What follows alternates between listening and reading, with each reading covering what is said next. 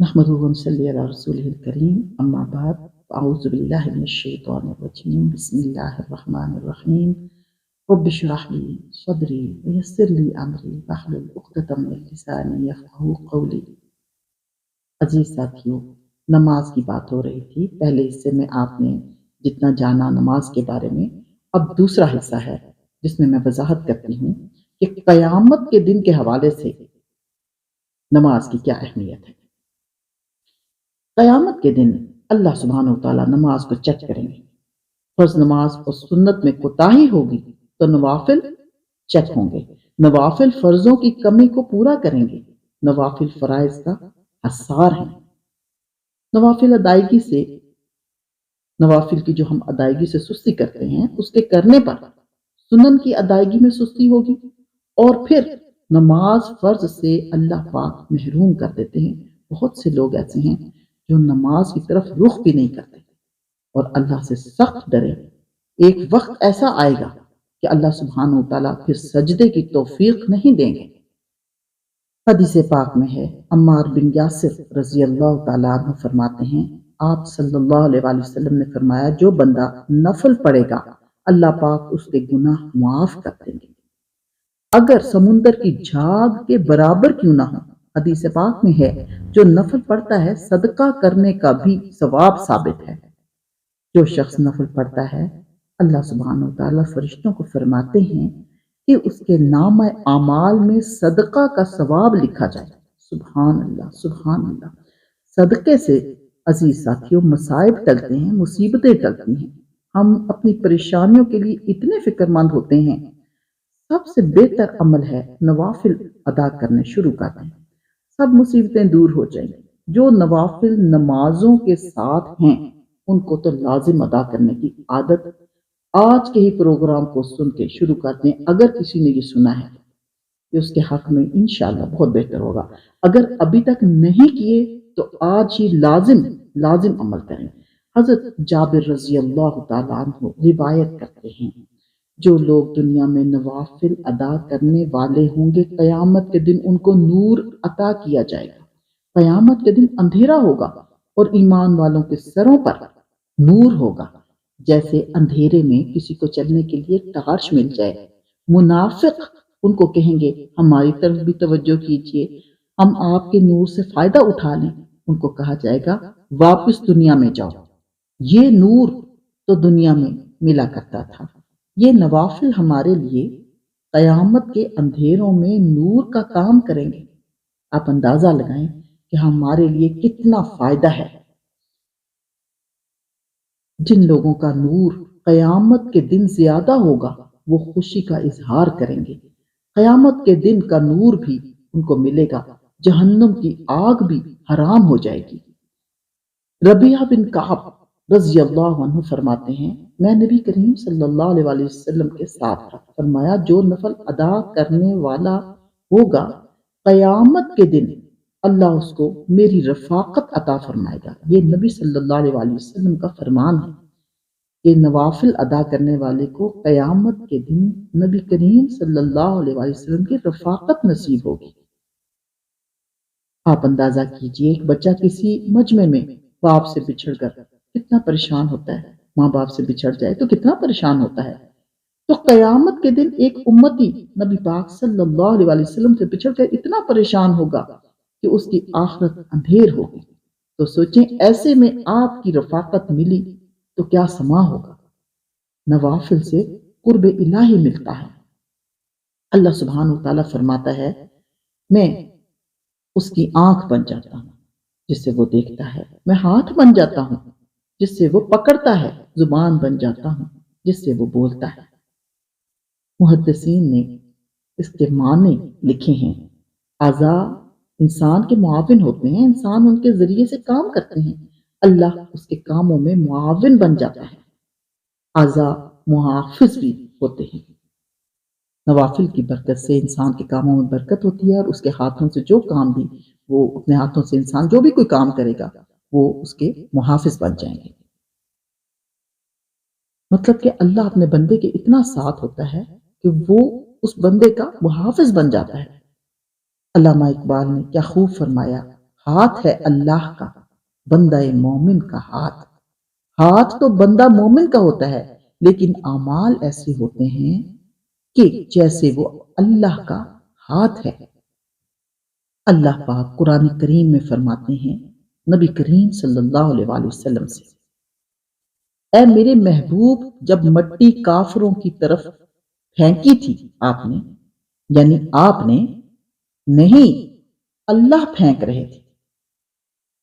عزیز ساتھیوں، قرب کا مقام ایسا ہوتا ہے ایک انسان کا اللہ سبحانہ وتعالیٰ کے ساتھ کہ اللہ تعالیٰ عمل کو اپنی طرف منسوب کر لیتے ہیں۔ اب کوئی بندہ ہے، اس بندے کے حلق سے نکلی ہوئی بات ہوتی ہے تو گویا وہ بات اللہ سبحانہ وتعالیٰ کی طرف سے پوری ہوتی ہے۔ بعض بزرگوں کے منہ سے بات نکل کر اتنی جلدی پوری ہوتی ہے کہ انسان حیران ہو جاتا ہے۔ اس کی وجہ کیا ہوتی ہے کہ وہ اللہ کے قرب میں ہوتے ہیں۔ نوافل پڑھنے والے کے جو کام ہوتے ہیں، پورے دن کے کاموں میں کفالت اللہ سبحانہ وتعالیٰ کرتے ہیں اس کی۔ کوشش کریں کہ دن کے شروع میں نوافل ادا کریں۔ حدیث قدسی ہے، اللہ سبحانہ وتعالیٰ ارشاد فرماتے ہیں، اے ابن آدم، تو میری عبادت کے لیے خود کو فارغ کر لے، میں تیرے سینے کو غنا سے بھر دوں گا، سبحان اللہ سبحان اللہ، اور میں تیرے تنگ دستی کے جو راستے ہیں ان کو بند کر دوں گا، اور تجھے دوسروں کی حاجت نہ رہے گی، سبحان اللہ سبحان اللہ۔ اگر تو ایسا نہ کرے گا تو میں تیرے ہاتھوں کو کاموں میں مصروف کر دوں گا۔ آج نوٹ کریں، کام ختم ہی نہیں ہوتے، ہاتھوں کو مشغول کر دیا، اور میں تیرے فقر کے راستے کو بند بھی نہ کروں گا۔ کاروبار بھی ہے تو قرضہ دینا ہے، کنٹینر پھنسے ہوئے ہیں، بے چینی اور فکر رہتی ہے۔ فقہا کا اتفاق ہے کہ نوافل پڑھیے۔ اہم نوافل یہ ہیں کہ ہر نماز کے جو نوافل ہیں وہ ضرور ادا کیے جائیں۔ جب آپ نمازوں کے نوافل کی عادت ڈال لیں تو پھر آپ نوافل میں اعلیٰ نوافل، تہجد کے نوافل پڑھنے شروع کر دیں۔ اللہ کے عاشقوں میں اپنے نام لکھوائیں۔ عادت ہوتے ہی مشکل نہیں رہتی ہے، یہ نہ سوچیں میں تہجد نہیں پڑھتا۔ اصل بات یہ ہے کہ آپ کو تہجد پڑھنے کی توفیق نہیں ہوتی۔ اللہ سبحانہ وتعالیٰ فرشتوں کو بلاتے ہیں اور فرماتے ہیں، یہ میرے مقبول بندوں کے اٹھنے کا وقت ہے، میرے محبوب اور بندوں کے اٹھنے کا وقت ہے، اور اس وقت میں فلاں فلاں وہ میرے ناپسندیدہ بندے ہیں، ان پر ٹہرا دو اور ان کو تھپکی دے کر سلا دو۔ میں نہیں چاہتا وہ اٹھیں اور مجھ سے مانگیں۔ معاملہ یہ ہے کہ اللہ تہجد کے وقت شکل دیکھنا پسند نہیں کرتا ان لوگوں کو۔ جو لوگ یہ کہتے ہیں کہ تہجد کے وقت کہاں آنکھ کھلتی ہے جی، یہ تو بڑا مشکل ہے، میں تو نہیں ادا کرتا، وہ یہ بات توجہ سے سن لیں۔ پھر اللہ سبحانہ وتعالیٰ فرشتوں کے دوسرے گروپ کو بلا کر فرماتے ہیں کہ فلاں فلاں فلاں میرے نیک بندے ہیں، جاؤ ان کو پر مار کر اٹھاؤ تاکہ میں ان کی جھولیوں کو انعام سے بھر دوں۔ چنانچہ وہ لوگ سوئے ہوئے ہوتے ہیں لیکن اللہ سبحانہ وتعالیٰ کے حکم سے اٹھتے ہیں، ان کی آنکھ کھلتی نہیں، کھلوائی جاتی ہے۔ تیسرے فرشتوں کو اللہ سبحانہ وتعالیٰ حکم دیتے ہیں، جاؤ میرے فلاں فلاں بندوں کی کروٹ بدل دو، دین کا کام یا اپنے کام سے تھکے ہیں، میں ان کی تہجد پڑھنے اور سونے پر بھی راضی ہوں۔ سبحان اللہ سبحان اللہ۔ اللہ تعالیٰ تیسرے فرشتوں کا حکم دیتے ہیں کہ جاؤ میرے فلاں فلاں بندوں کی کروٹ بدل دو کہ وہ دین کا کام یا اپنے دنیاوی کاموں میں سے تھکے ہوئے ہیں، میں ان کی تہجد پڑھنے اور سونے پر بھی راضی ہوں۔ چاہیں گے تو تہجد پڑھ لیں گے، چاہیں گے تو معاملہ ہمارے نہیں اللہ کے اختیار میں ہے، یعنی چاہیں گے تو پڑھ لیں گے، نہیں چاہیں گے تو نہیں پڑھ سکیں گے، تو اللہ سبحانہ وتعالیٰ ان سے اس قدر راضی ہوتا ہے۔ سبحان اللہ سبحان اللہ۔ عزیز ساتھیوں، اتنی اچھی عبادت کا جو معاملہ ہے وہ ہمارے نہیں اللہ کے اختیار میں ہے۔ جس دن تہجد نہ ملے غم نہ کریں، فکر ہوگی تو توفیق بھی نصیب ہوگی، فکر پیدا کریں۔ اللہ کی یاد کی اس انداز میں فکر پیدا کریں۔ تہجد کے وقت اتنا نور برستا ہے کہ اس وقت جب آپ عبادت کریں گے تو اللہ سبحانہ و تعالیٰ آپ کے ہر سوال کا جواب دیں گے، آپ کی کوئی کسی قسم کی پریشانی نہیں رہے گی۔ تہجد کی نماز سے میں نے ذاتی طور پر بہت سے فوائد حاصل کیے، اس سے میں عزیز بھائی بہنوں میں آپ کو بھی اس کی طرف لے کر آتی ہوں کہ آپ تہجد کی عادت ڈالیں، اور آج کل بہت خوبصورت دن ہے تہجد پڑھنے کی۔ کوشش کریں کہ تہجد کی ادائیگی کی جائے اور اس میں اللہ سبحانہ و تعالیٰ سے ہر دعا مانگے، اللہ تعالیٰ آپ کی ساری دعاؤں کو مقبول فرمائے، آمین ثم آمین۔ اور ایک بات اچھی طرح ذہن میں رکھیں کہ پچھلے سال غزہ کے مسلمانوں کو یہ نہیں پتا تھا کہ ان کا رمضان اتنا اچھا گزر رہا تھا، کہ ان کو یہ نہیں پتا تھا کہ آنے والا رمضان کیسا گزرے گا۔ تو اس لیے اس رمضان میں جتنا ہو سکے اللہ سبحانہ و تعالیٰ سے بخشش طلب کر لیں، نہ جانے آنے والے رمضان میں کیا حالات ہیں۔